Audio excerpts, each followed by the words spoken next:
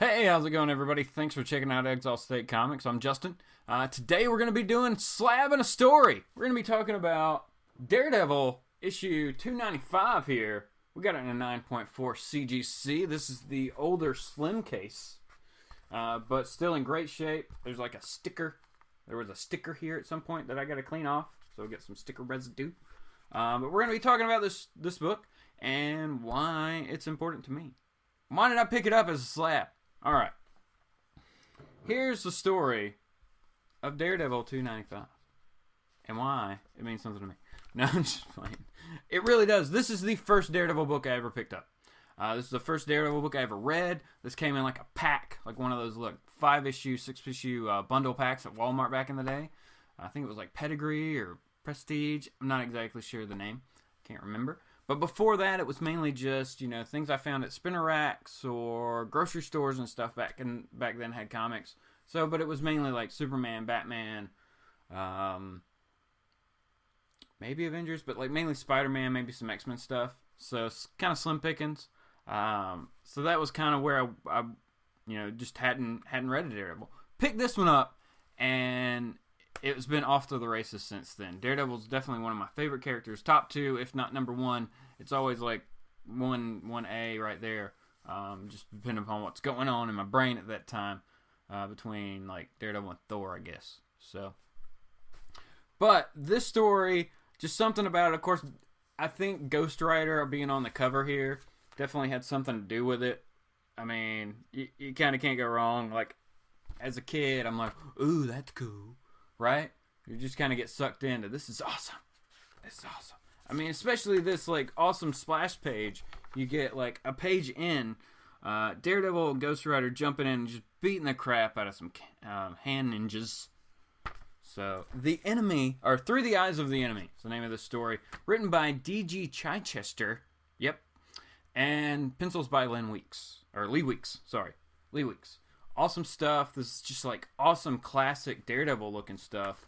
I'll just kind of show you a few pages here, let you know what's going on in this book, and then I'll throw up a black and white of that splash and kind of tell you about the story.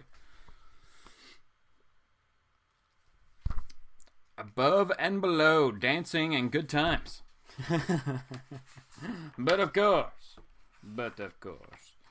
And we'll end right there. Look at that. Awesome stuff here. Okay, so as I was saying, like I said, this is the first Daredevil book I ever picked up. And it kind of launched me into the character. I think I've read pretty much every issue of Daredevil ever published at this point. Either through having it or Marvel Unlimited. So that's an advantage. Not saying I'm a Daredevil expert. I've probably forgotten way more than I ever actually learned, from the book. But it's been a fun journey, and I don't know. It's a good character. I'm really happy with the Netflix series. So, what actually goes on in this story, though? Let me tell you about that. All right, so Daredevil and Ghost Rider are actually on the trail of the Hand because the Hand has kidnapped 4 prominent or kind of influential people with different spheres of influence around the city of New York. And, they're chasing after the Hand have, oh my gosh, Christine Harris, sorry. She's the public relations commissioner for the city of New York. Let's show you this cover here, or this splash page. And see there. That is some awesome looking stuff, right? Okay, so they fight the Hand. It's super awesome. But of course, there's plenty of hands, so they stagger their escape and actually get away. But while this is ensuing, Izami, one of the higher up Hand members that's here, imbues 2 foot soldiers, hand soldiers, as it were, with some sort of power. Not really a ton, just some extra speed, strength, something like that, like a touch of the demon or something like, as it were. As the Hand would say. The Hand. And, of course, that's what happened. Daredevil just kills his guy. No problem. Turns to mist. Ghost Rider grabs the one he's fighting, of course, gets stabbed in the eyes by Size, Right? Stabbed in the eyes by Size. That's awesome. Come on. Show me the page. I'll show you guys. Maybe. Alright, well, whatever. Size in the eyes, but then tries to do the penance stare. This, like, causes some type of feedback. Daredevil tries to break them apart, and in doing so, sees this, like, flashback, right? Of the hand back in, like, World War II. They were working with Von Strucker, but Von Strucker's, like, kicking them to the side at this point because he doesn't like the mysticism side of the hand trying to influence his soldiers. Whatever. So there's a cool fight between Von Strucker and the leader of this hand group that's with them. Of course, Von Strucker wins. Then we get to see this really cool newscast, right? Just this reporter talking about the 4 people that have been kidnapped and what's going on. Once the newscast ends, though, that's when the fun starts because it pans back, and this is Fisk Entertainment Television. That's right. Kingpin, at this time, owns a television station, Fisk Entertainment TV. So he, of course, is behind the camera with Typhoid Mary and his assistant Maltese. What a crappy name for a dude named Maltese. Come on. That's junk. Gigi Chichester. Come on. Could have came up, maybe he didn't create the character, but Maltese? That was horrible. I would have changed it if I was writing it. I would have just been like, what? Oh, I didn't know. Oh, well, now his name's not that. It's something not that. So, of course, they pan back and Kingpin is sitting back there with Typhoid Mary, like I said, kind of directing the narrative of the news story. The 4 that have been kidnapped, like I said, though, are Harris, who is the deputy or the director of the commissioner of public relations. We got a real estate tycoon, the deputy mayor, and a mob boss whose name is awesome, Jerry the Well Sabini. You gotta love that. That's awesome. I like that. So of course, they're kidnapped. The encounter with the hand soldier leaves Ghost Rider out of it, so he's off the table for the rest of this story. He turns back into Danny and needs to go rest. So, blah. He's out of there. What we get toward the end, though, is we basically get the hand explaining their plan to these 4 hostages, saying you can either be part of the solution or die, since they're wanting to move their operation to New York City from Hong Kong before Hong Kong is turned back over to China in 97. So, very topical at the time here, 6 years before that or so.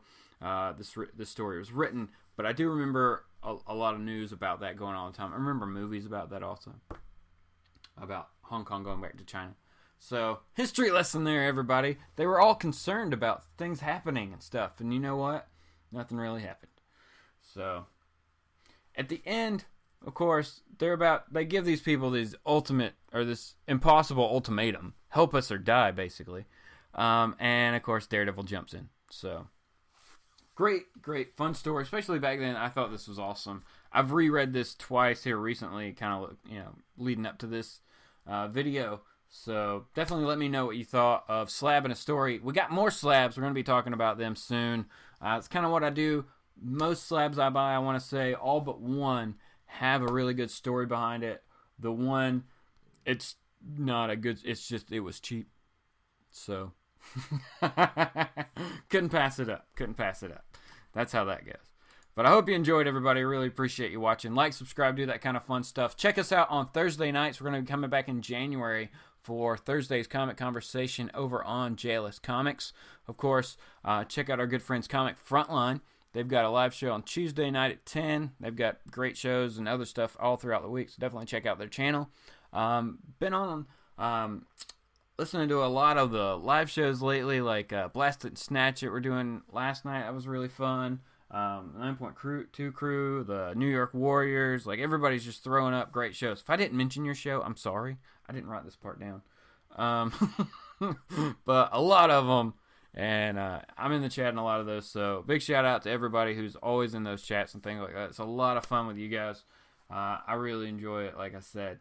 And, this is just kind of a video series that I wanted to start doing, just talking about slabs and why I have them versus just getting a not that book. Well, you got raw copies. Why'd you get the slab? Just because, man. Just because. So, like I said, thanks so much for watching, everybody. I really, really appreciate it. on December the 10th, we are going to be having an affordable live auction on Strictly Comics channel at 6 p.m. So definitely come check that out. And comicbook.com, link in the description below for all the things that I've talked about. But comicbook.com is back up. So definitely check that out. New articles coming at you very soon. Well, they've already been put up. So they're there. You go look at them. All right, everybody. Have a great weekend. I hope you were able to pick up some great deals on Black Friday. My shop had some deals. So I'm going to be showing off maybe some books that are going to be in that affordable live auction on Sunday Morning Comics this week. I always have that Sunday Morning Comics at about 10 a.m. on Sunday morning. So come back and check that out. Like I said, like, subscribe, do that kind of fun stuff. Leave me a comment. Let me know what books you would like to have Slab that have special meaning for you, or what books do you have already that are Slab that you have a story behind. Let me know what's going on. Let me know in the comments, all right? Have a good one, everybody. Thanks so much for watching.